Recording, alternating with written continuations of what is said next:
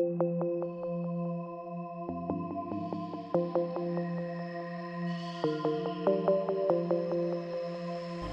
book is concerned with the art of realizing your desire. It gives you an account of the mechanism used in the production of the visible world. It is a small book, but not slight. There is a treasure in it, a clearly defined road to the realization of your dreams. Were it possible to carry conviction to another by means of reasoned arguments and detailed instances, this book would be many times its size. It is seldom possible, however, to do so by means of written statements or arguments, since the suspended judgment, it always seems plausible to say that the author was dishonest or deluded, and therefore his evidence was tainted. Consequently, I have purposely omitted all arguments and testimonials and simply challenged the open-minded reader to practice the law of consciousness as revealed in this book. Personal success will prove far more convincing than all the books that could be written on the subject. Now, Chapter 1, Law and its Operation. The world and all within it is man's conditioned consciousness, objectified. Consciousness is the cause as well as the substance of the entire world. So it is to consciousness that we must turn if we would discover the secret of creation. Knowledge of the law of consciousness and the method of operating this law will enable you to accomplish all you desire in life. Armed with a working knowledge of this law, you can build and maintain an ideal world. Consciousness is the one and only reality, not figuratively, but actually. This reality may, for the sake of clarity, be likened unto a stream, which is divided into two parts, the conscious and the subconscious. In order to intelligently operate the law of consciousness, it is necessary to understand the relationship between the conscious and the subconscious. The conscious is personal and selective. The subconscious is impersonal and non-selective. The conscious is the realm of the effect. The subconscious is the realm of cause. These two aspects are the male and female divisions of consciousness. The conscious is male. The subconscious is female. The conscious generates ideas and impresses these ideas on the subconscious. The subconscious receives the ideas and gives form and expression to them. By this law, first conceiving an idea and then impressing the idea conceived on the subconscious, all things evolve out of the consciousness. And without this sequence, there is not anything made that is made. The conscious impresses the subconscious, while the subconscious expresses all that is impressed upon it. The subconscious does not originate ideas, but accepts as true those which the conscious mind feels to be true, and in a way known only to itself, objectifies the accepted ideas. Therefore, through his power to imagine and feel and his freedom to choose the idea he will entertain, man has control over creation. Control of the subconscious is accomplished through control of your ideas and feelings. The mechanism of creation is hidden in the very depth of the subconscious, the female aspect or womb of creation. The subconscious transcends reason and is independent of induction. It contemplates a feeling as a fact, existing within itself, and on this assumption proceeds to give expression to it. The creative process begins with an idea, and its cycle runs its course as a feeling and ends in a volition to act. Ideas are impressed on the subconscious through the medium of feeling. No idea can be impressed on the subconscious until it is felt. But once felt, be it good, bad, or indifferent, it must be expressed. Feeling is the one and only medium through which ideas are conveyed to the subconscious. Therefore, the man who does not control his feeling may easily impress the subconscious with undesirable states. By control of feeling, it is not meant restraint or suppression of your feeling, but rather the disciplining of self to imagine and entertain only such feeling as contributes to your happiness. Control of your feeling is all important to a full and happy life. Never entertain an undesirable feeling, nor think sympathetically about wrong in any shape or form. Do not dwell on the imperfection of yourself or others. To do so is to impress the subconscious with these limitations. What you do not want done unto you, do not feel that it is done unto you or another. This is the whole law of a full and happy life. Everything else is commentary. Every feeling makes a subconscious impression, and unless it is counteracted by a more powerful feeling of an opposite nature, must be expressed. The dominant of two feelings is the expressed. I am healthy is a stronger feeling than I will be healthy. To feel I will be is to confess I am not. I am is stronger than I am not. What you feel, you are always, dominates what you feel. You would like to be. Therefore, to be realized, the wish must be felt as a state that is rather than a state that is not. Sensation precedes manifestation and is the foundation upon which all manifestation rests. Be careful of your moods and feelings, for there is an unbroken connection between your feelings and your visible world. Your body is an emotional filter and bears the unmistakable marks of your prevalent emotions. Emotional disturbances, especially suppressed emotions, are the causes of all diseases. To feel intensely about a wrong without voicing or expressing that feeling is the beginning of disease. Disease in both body and environment. Do not entertain the feeling of regret or failure, for frustration or detachment from your objective results in disease. Think feelingly only of the state you desire to be realized. Feeling the reality of the state sought and living and acting on that conviction is the way of all seeming miracles.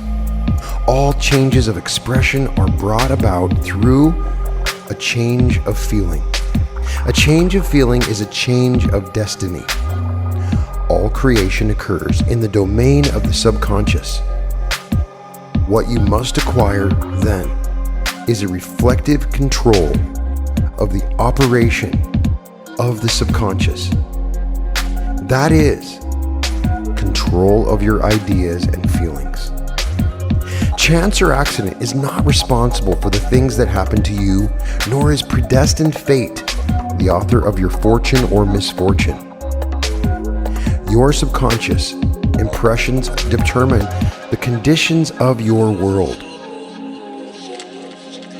The subconscious is not selective. It is impersonal and no respecter of persons. Acts 10:34 and Romans 2:11. The subconscious is not concerned with the truth or falsity of your feeling. It always accepts as true that which you feel to be true. Feeling is the assent of the subconscious to the truth of that which is declared to be true. Because of this quality of the subconscious, there is nothing impossible to man. Whatever the mind of man can conceive and feel is true, the subconscious can and must objectify. Your feelings create the pattern from which your world is fashioned. And a change of feeling is a change of pattern. The subconscious never fails to express that which has been impressed upon it. The moment it receives an impression, it begins to work out the ways of its expression. It accepts the feeling impressed upon it, your feeling, as a fact existing within itself, and immediately sets about to produce in the outer or objective world the exact likeness of that feeling. The subconscious never alters the accepted beliefs of man. It outpictures them to the last detail, whether or not they are beneficial. To impress the subconscious with the desirable state, you must assume the feeling that would be yours had you already realized your wish. In defining your objective, you must be concerned only with the objective itself. The manner of expression or the difficulties involved are not to be considered by you. To think feelingly on any state impresses it on the subconscious. Therefore, if you dwell on difficulties, barriers, or delay, the subconscious, by its very non-selective nature, accepts the feeling of difficulties and obstacles as your request and proceeds to produce them in your outer world. The subconscious is the womb of creation. It receives the idea unto itself through the feelings of man. It never changes the idea received, but always gives it form. Hence, the subconscious outpictures the idea in the image and likeness of the feeling received. To feel a state as hopeless or impossible is to impress the subconscious with the idea of failure. Although the subconscious faithfully serves man, it must not be inferred that the relation is that of a servant to a master, as was anciently conceived. The ancient prophets called it the slave and servant of man. St. Paul personified it as a woman and said the woman should be subject to man in everything. Ephesians 5:24. Also, Corinthians 14:34, Ephesians 5:22, Colossians 3:18, and Peter 3:1. The subconscious does serve man and faithfully gives form to his feelings. However, the subconscious has a distinct distaste for compulsion and responds to persuasion rather than to command. Consequently, it resembles the beloved wife more than the servant. The husband is head of the wife may not be true of man and woman in their earthly relationship, but it is true of the conscious and the subconscious, or the male and female aspects of consciousness. The mystery to which Paul referred when he wrote, "This is a great mystery. He that loveth his wife loveth himself, and they two shall be one flesh," is simply the mystery of consciousness. Consciousness is really one and undivided. For creation's sake, it appears to be divided into two.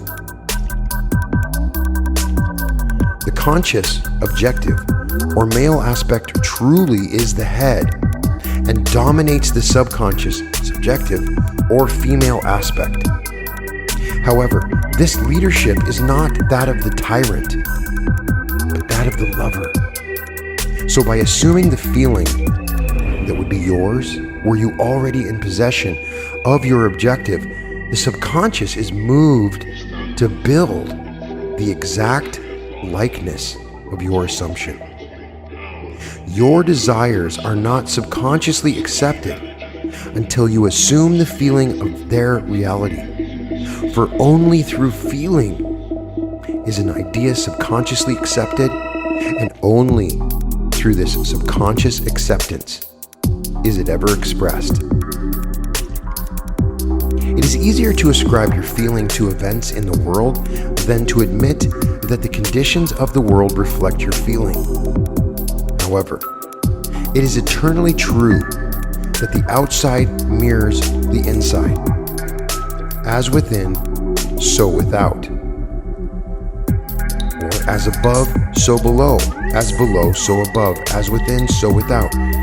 As without, so within.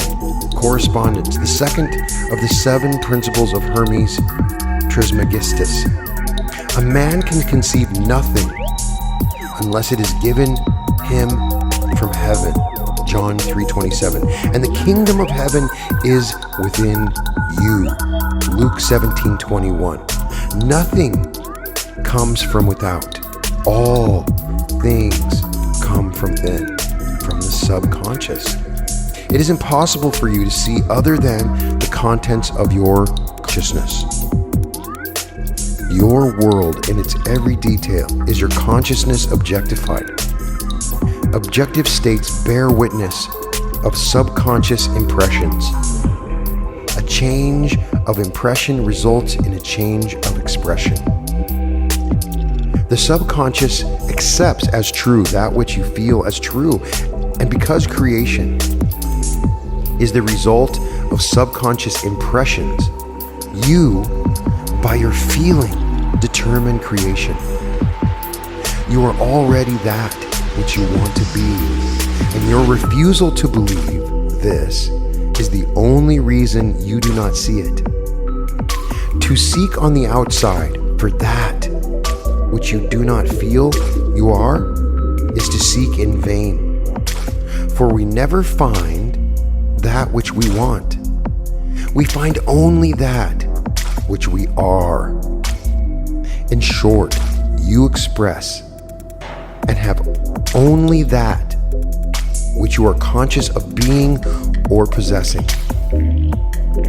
To him that hath it is given, Matthew 13:12, Mark 4:25, Luke 8:18. Denying the evidence of the senses and appropriating the feeling of the wish fulfilled is the way to the realization of your desire. Mastery of self-control of your thoughts and feelings is your highest achievement. However, until perfect self-control is attained, so that in spite of appearances, you feel all that you want to feel, use sleep and prayer to aid you in realizing your desired states. These are the 2 gateways into the subconscious.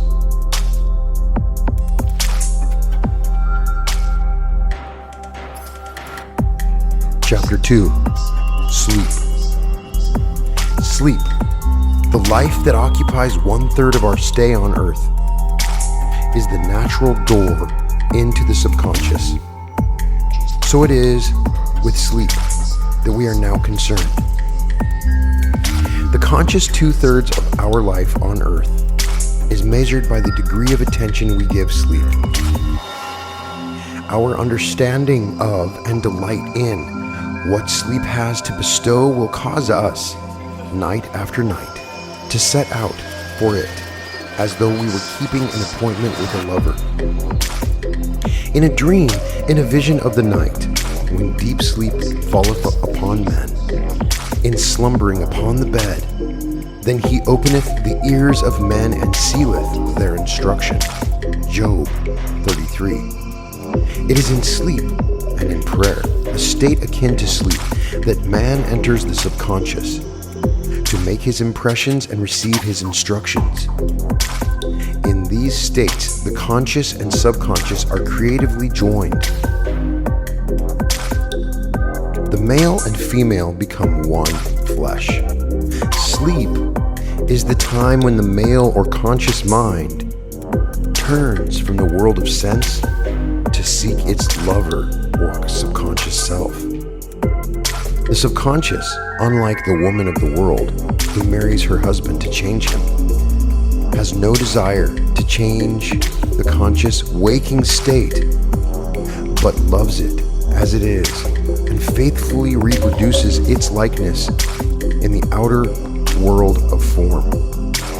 The conditions and events of your life are your children, formed from the molds of your subconscious impressions in sleep.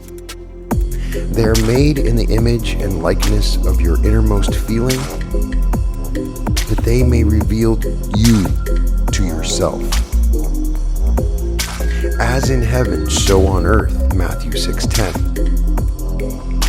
As in the subconscious, so on earth. Whatever you have in consciousness as you go to sleep is the measure of your expression in the waking 2/3 of your life on earth. Nothing stops you from realizing your objective save your failure to feel that you are already that which you wish to be, or that you are already in possession of the thing sought. Your subconscious gives form to your desires only when you feel your wish fulfilled. The unconsciousness of sleep is the normal state of the subconscious, because all things come from within yourself, and your conception of yourself determines that which comes. You should always feel the wish fulfilled before you drop off to sleep. You never draw out of the deep of yourself that which you want. You always draw that which you are, and you are that which you feel yourself to be, as well as that which you feel as true of others. To be realized, then, the wish must be resolved into the feeling of being or having or witnessing the state sought. This is accomplished by assuming the feeling of the wish fulfilled.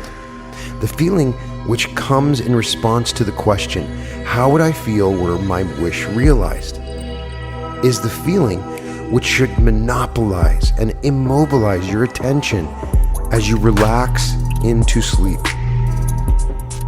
You must be in the consciousness of being or having that which you want to be or to have before you drop off to sleep. Once asleep, man has no freedom of choice.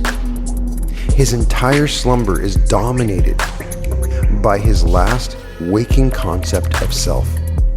It follows, therefore, that he should always assume the feeling of accomplishment and satisfaction before he tires in sleep. Come before me with singing and thanksgiving, Psalm 95:2. Enter into his gates with thanksgiving and into his courts with praise, Psalm 104. Your mood prior to sleep defines your state of consciousness as you enter into the presence of your everlasting lover, the subconscious. She sees you exactly as you feel yourself to be. If, as you prepare for sleep, you assume and maintain the consciousness of success by feeling, I am successful, you must be successful. Lie flat on your back, with your head on a level with your body. Feel as you would were you in possession of your wish and quietly relax into unconsciousness. He that keepeth Israel shall neither slumber nor sleep, Psalm 121:4. Nevertheless, he giveth his beloved sleep, Psalm 127:2. The subconscious never sleeps. Sleep is the door through which the conscious waking mind passes to be creatively joined to the subconscious. Sleep conceals the creative act, while the objective world reveals it. In sleep, man impresses the subconscious with his conception of himself. What more beautiful description of this romance of the conscious and subconscious is there than that told in the Song of Solomon? By night, on my bed, I sought him whom my soul loveth. I found him whom my soul loveth. I held him, and I not let him go until I had brought him into my mother's house, and into the chamber of her that conceived me.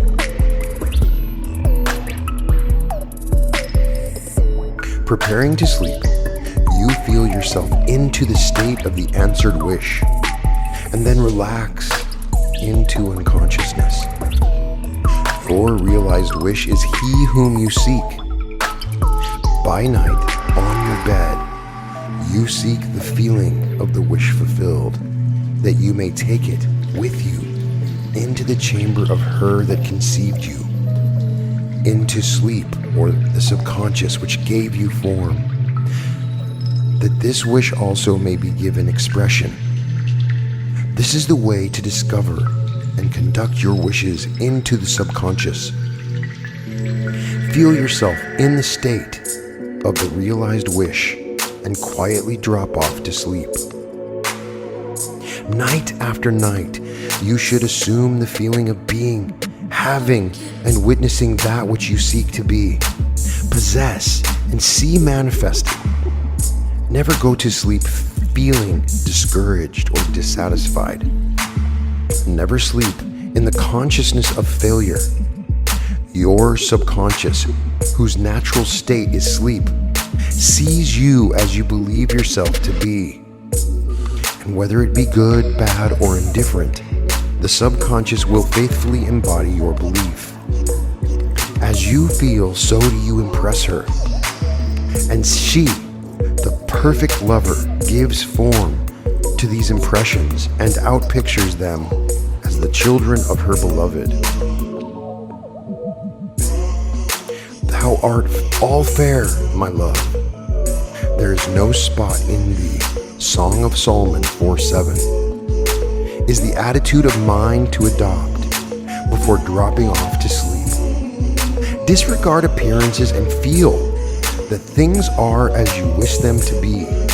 For he calleth things that are not seen as though they were, and the unseen becomes seen. To assume the feeling of satisfaction is to call conditions into being which mirror satisfaction. Signs follow. They do not precede. Proof that you are will follow the consciousness that you are. It will not precede it. You are an eternal dreamer, dreaming non-eternal dreams. Your dreams take form as you assume the feeling of their reality. Do not limit yourself to the past, knowing that nothing is impossible to consciousness. Begin to imagine states beyond the experiences of the past. Whatever the mind of man can imagine, man can realize. All objective states, visible states, were first subjective, invisible states. And you called them into visible by assuming the feeling of their reality. The creative process is first imagining and then believing the state imagined. Always imagine and expect the best. The world cannot change until you change your conception of it. As within, so without. Nations as well as people are only what you believe them to be. No matter what the problem is, no matter where it is, no matter whom it concerns. You have no one to change but yourself, and you have neither opponent nor helper in bringing about the change within yourself. You have nothing to do but convince yourself of the truth of that which you desire to see manifested. As soon as you succeed in convincing yourself of the reality of the state sought, results follow to confirm your fixed belief. You never suggest to another the state which you desire to see him express. Instead, you convince yourself that he is already that which you may desire him to be. Realization of your wish is accomplished by assuming the feeling of the wish fulfilled. You cannot fail unless you fail to convince yourself of the reality of your wish. A change of belief is confirmed by a change of expression. Every night, as you drop off to sleep, feel satisfied and spotless. For your subjective lover always forms the objective world in the image and likeness of your conception of it. The conception defined by your feeling. The waking 2/3 of your life on earth ever corroborates or bears witness to your subconscious impressions. The actions and events of the day are effects. They are not causes. Free will is only freedom of choice. Choose ye this day from ye shall serve. Joshua 24:15. Is your freedom to choose the kind of mood you assume. But the expression of the mood is the secret of the subconscious. The subconscious receives impressions only through the feelings of man, and in a way known only to itself, gives these impressions form and expression. The actions of man are determined by his subconscious impressions, his illusion of free will, his belief in freedom of action, is but ignorance of the causes which make him act. He thinks himself free because he has forgotten the link between himself and the event. Man awake is under compulsion to express his subconscious impressions. If in the past he unwisely impressed himself, then let him begin to change his thought and feeling. For only as he does, so will he change the world. Do not waste one moment in regret. For to think feelingly of the mistakes of the past is to reinfect yourself. Let the dead bury the dead. Matthew 8:22. Turn from appearances and assume the feeling that would be yours were you already the one you wish to be. Feeling a state produces that state. The part you play on the world stage is determined by your conception of yourself. By feeling your wish fulfilled and quietly relaxing into sleep, you cast yourself in a star role to be played on earth tomorrow. And while asleep, you are rehearsed and instructed in your part. The acceptance of the end automatically wills the means of realization. Make no mistake about this. If, as you prepare for sleep, you do not consciously feel yourself into the state of the answered wish, then you will take with you into the chamber of her who conceived you the sum total of the reactions and feelings of the waking day. And while asleep, you will be instructed in the manner in which they will be expressed tomorrow. You will rise, believing that you are a free agent, not realizing that every action and event of the day is predetermined by your concept of self as you fell asleep. Your only freedom, then, is your freedom of reaction. You are free to choose how you feel and react to the day's drama, but the drama, the actions, events, and circumstances of the day have already been determined. Unless you consciously and purposely define the attitude of mind with which you go to sleep, you unconsciously go to sleep in the composite attitude of mind made up of all feelings and reactions of the day. Every reaction makes a subconscious impression, and unless counteracted by an opposite and more dominant feeling, is the cause of future action. Ideas enveloped in feeling are creative actions. Use your divine right wisely. Through your ability to think and feel, you have dominion over all creation. While you are awake, you are a gardener, selecting seed for your garden. But, except a corn of wheat fall into the ground and die, it abideth alone. But if it die, it bringeth forth much fruit. John 12:24. Your conception of yourself as you fall asleep is the seed you drop into the ground of the subconscious. Dropping off to sleep feeling satisfied and happy compels conditions and events to appear in your world which confirm these attitudes of mind. Sleep is the door into heaven.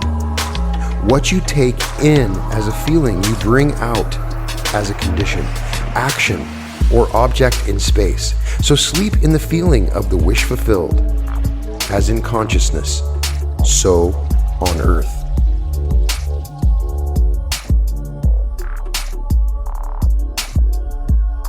Chapter 3. Prayer. Prayer, like sleep, is also an entrance into the subconscious. When you pray, enter into your closet, and when you have shut your door, pray to your Father, which is in secret, and your Father which is in secret shall reward you openly. Matthew 6:6. Prayer is an illusion of sleep, which diminishes the impression of the outer world and renders the mind more receptive to suggestion from within. The mind in prayer is a state of relaxation and receptivity akin to the feeling obtained just before dropping off to sleep.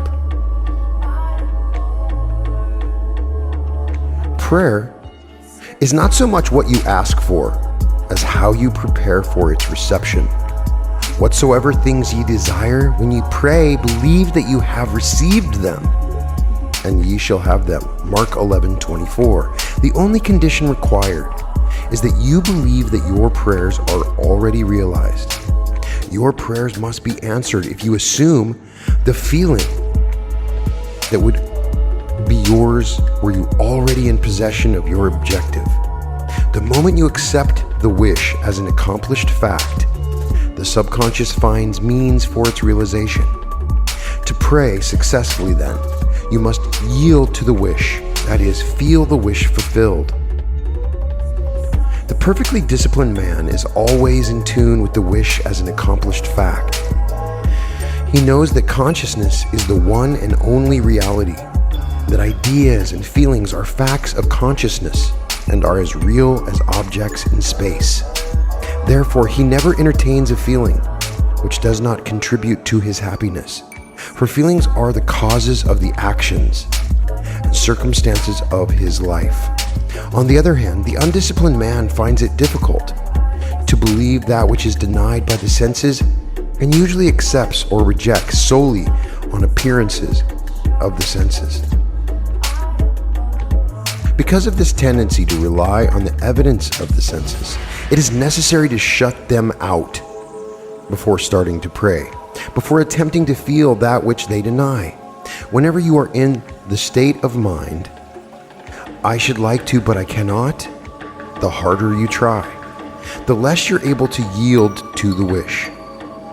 You never attract that which you want, but always attract that which you are conscious of being. Prayer is the art of assuming the feeling of being and having that which you want.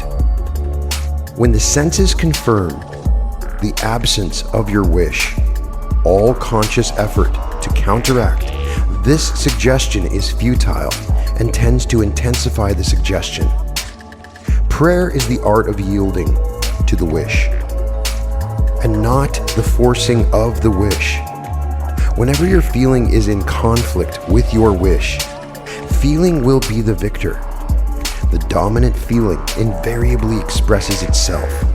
Prayer must be without effort. In attempting to fix an attitude of mind which is denied by the senses, effort is fatal. To yield successfully to the wish as an accomplished fact, you must create a passive state, a kind of reverie or meditative reflection, similar to the feeling which precedes sleep. In such a relaxed state, the mind is turned from the objective world and easily senses the reality of a subjective state. It is a state in which you are conscious and quite able to move or open your eyes, but have no desire to do so. An easy way to create this passive state is to relax in a comfortable chair or on a bed. If on a bed, lie flat on your back with your head on a level with your body. Close the eyes and imagine that you are sleepy. Feel, I am sleepy, so sleepy, so very sleepy. In a little while, a faraway feeling accompanied by a general lassitude and loss of all desire to move envelopes you. You feel a pleasant, comfortable rest and not inclined to alter your position. Although under other circumstances, you would not be at all comfortable. When this passive state is reached, imagine that you have realized your wish. Not how it was realized, but simply the wish fulfilled. Imagine in picture form what you desire to achieve in life. Then feel yourself as having already achieved it. Thoughts produce tiny little speech movements, which may be heard in the passive state of prayer as pronouncements from without. However, the degree of passivity is not essential to the realization of your prayers. All that is necessary is to create a passive state and feel the wish fulfilled. All you can possibly need or desire is already yours. You need no helper to give it to you. It is yours now. Call your desires into being by imagining and feeling your wish fulfilled. As the end is accepted, you become totally indifferent as to the possible failure. For acceptance of the end wills the means to that end. When you emerge from the moment of prayer, it is as though you were shown the happy and successful end of a play, although you were not shown how the end was achieved. However, having witnessed the end, regardless of any anticlimactic sequence, you remain calm and secure in the knowledge that the end has been perfectly defined. Chapter 4, Spirit, Feeling. Not by might, nor by power, but by my Spirit, saith the Lord of hosts. Zechariah 4:6. Get into the spirit of the state desired by assuming the feeling that would be yours, were you already the one you want to be. As you capture the feeling of the state sought, you are relieved of all effort to make it so, for it is already so. There is a definite feeling associated with every idea in the mind of man. Capture the feeling associated with your realized wish by assuming the feeling that would be yours were you already in possession of the thing you desire, and your wish will objectify itself. Faith is feeling. According to your faith, feeling, be it unto you. Matthew 9:29. You never attract that which you want, but always that which you are. As a man is, so does he see. To him that hath, it shall be given, and to him that hath not, it shall be taken away. Matthew 13:12. That which you feel yourself to be, you are, and you are given that which you are. So assume the feeling that would be yours, were you already in possession of your wish, and your wish must be realized. So God created man in his own image. In the image of God created him. Genesis 1:27.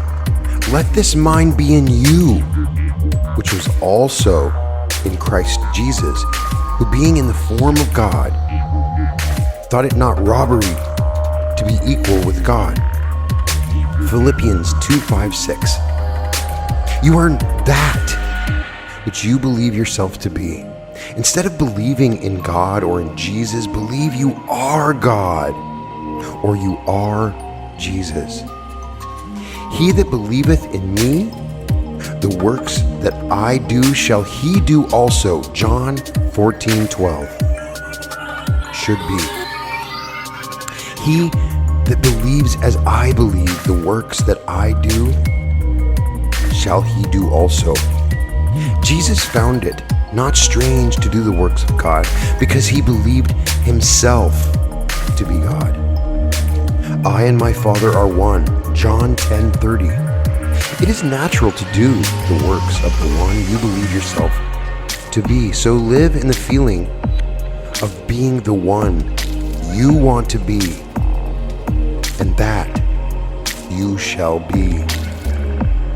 When a man believes in the value of the advice given him and applies it, he establishes within himself the reality of success. And that is the feeling, is the secret. In this new reading for me personally, the thing that really stood out to me was the concept of the subconscious as your lover. And you don't persuade your lover.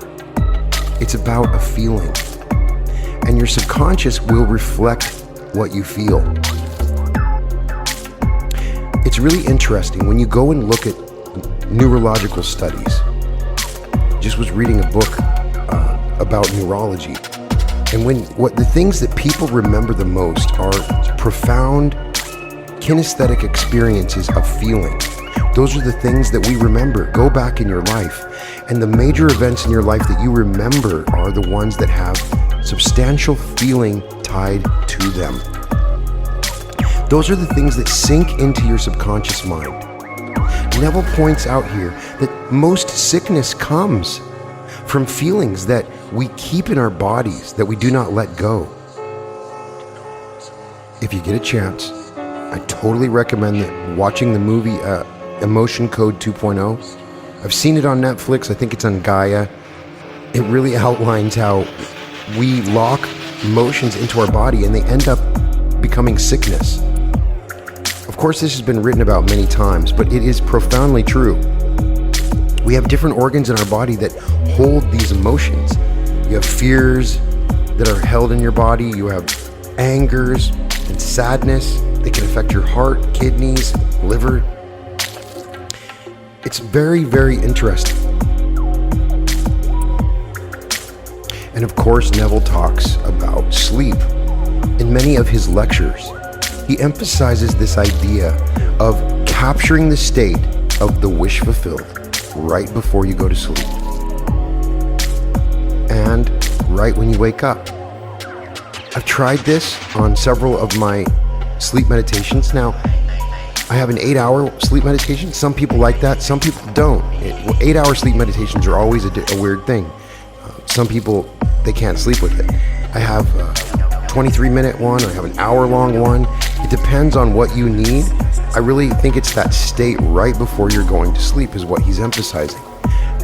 But Bruce Lipton and several others emphasize you can also softly listen to affirmations while you're sleeping that sink in while you sleep. I have used this, and it's one of the most profound changes in my subconscious was by doing that, by even just playing affirmations while I'm sleeping or different kinds of meditations. When I do these meditations, it's always kind of an experiment, and I'm always trying to craft in different ones. So in a recent one, I said the isn't it wonderful over and over. There's many different ways to do it, but the idea is that you should treat your sleep with preciousness. It should be important to you. When you go to sleep, treat it like there's magic happening. It reminds me of that movie, Lady Hawk. I don't know if anybody ever saw that wonderful movie with Rutger Hauer and Michelle Pfeiffer. And they had been cursed, and one of them becomes like a hawk, and one of them is a wolf. So during the day, one of them is a hawk, and during the night, one of them is a wolf, or it might be vice versa. And they only can see or be around each other during that one time when the light and dark intermix. And to me, in many ways, that's the great metaphor for what Neville is saying, is that during that one little time, that awake part of you can talk and communicate with your lover. As your brain waves go into theta, you are there and your lover is there. That's when you want to share the feeling. As he's saying, when you're communicating with the subconscious, you don't command it. You don't tell it what to do. Those are just words. And the subconscious doesn't care about words.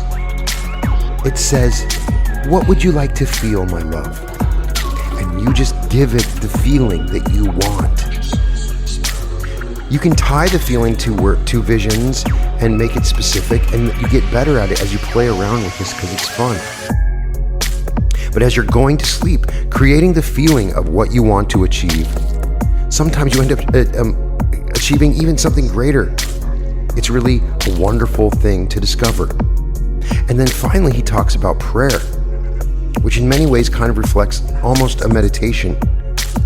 But the idea of prayer that Neville talks about is a game changer, because a lot of my friends out there, my friends that are deeply Christian that pray, get on their knees, put their hands together. Come on, I've done it, you've done it when you pray. You go in the closet like he talks about, and you say, oh God, please help me. Please help me get that new car. Please help me pay my bills. Please help my husband or my son or my daughter or my wife. Whatever you're praying, you're asking for something, as if there's this other person out there in space that's listening to you. And there's a relay station, and he said, oh, okay, let me think about this request that you've given and I'll consider it. The prayer that Neville is talking about is making you consider the fact that you, in many ways, are praying to yourself, and you're creating a state. And in that prayer state, what he's saying, it's just like a meditation, is when you're in that same place where you can communicate with your subconscious and you create your feelings. You don't worry about how these feelings are going to come about. And the biggest learning that I've had over time in talking and helping other people is it's hard to create a feeling sometimes. How do you create a feeling? It's a question that I've asked people on the podcast. How do you create a feeling? As Kate Jeggedy says when I interviewed her, ask yourself how you would feel if. At first, it may be difficult for you to do it, but you know what? You start to figure out what you might actually feel. Be an actor, gameplay with this. Imagine, use your imagination, and your imagination will begin to create the feelings that resonate with what your wish that you want fulfilled. This is completely consistent with Abraham, with Vadim Zealand, with Tony Robbins. It's consistent with everybody. It's the one unifying principle of reality creation. Go to The Secret and go and watch that movie and look at what they truly emphasize. And that's the feeling of the wish fulfilled. So this is fundamentally maybe the most important thing to learn. And you'll start to see it referenced everywhere. Once you start to really get into the idea that your thoughts create reality, you realize it's a little more complicated than that. When you consider your thoughts in conjunction with your feelings, that is what is creating reality. It's such an ancient thing that we can create our own feelings and use these feelings through our consciousness to change reality. And Neville Goddard, so many years ago, explained it so simply by incorporating it into our subconscious, into our sleep, and through prayer.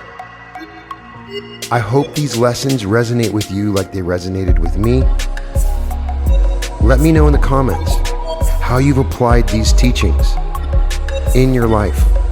Share them so that everybody here that's listening to this can know how powerful this is. Put in the comments your experiences so people know that this stuff works. It worked for me.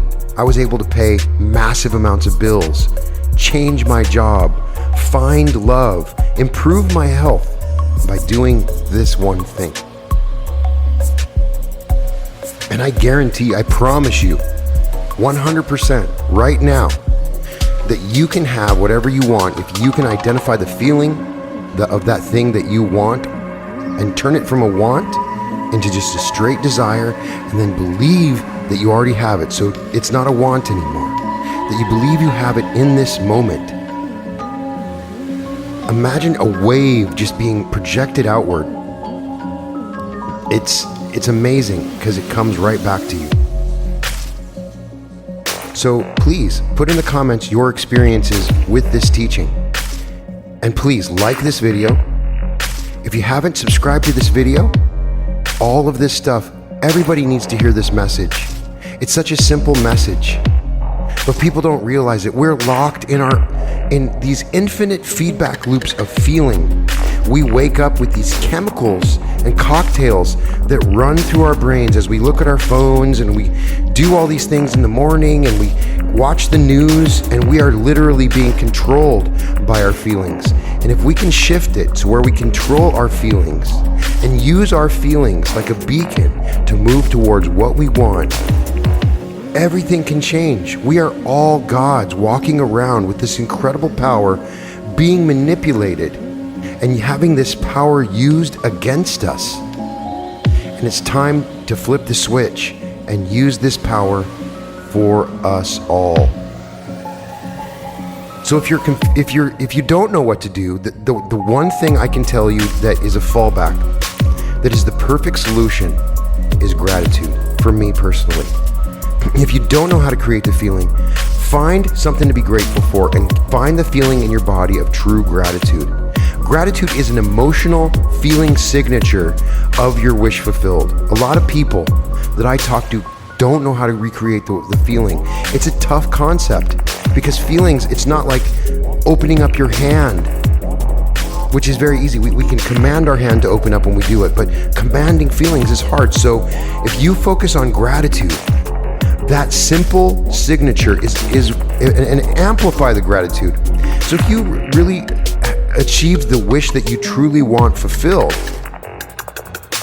you would have this incredible gratitude that you would feel in your body, and start really thinking about what that gratitude would be, what it would feel like in your stomach, in your cheeks, in your breathing. Feel this gratitude. And when you do that, when you access this gratitude, is the first step to starting to create these feelings. Take the feelings and magnify them. Turn the dial up. That's the one thing that I've found in applying this teaching that can work. So please, again, like this video, subscribe if you haven't, so that other people can get this message and we can start the wave and flip the switch. I hope this helps you, and thank you so much for listening. Welcome to the Reality Revolution.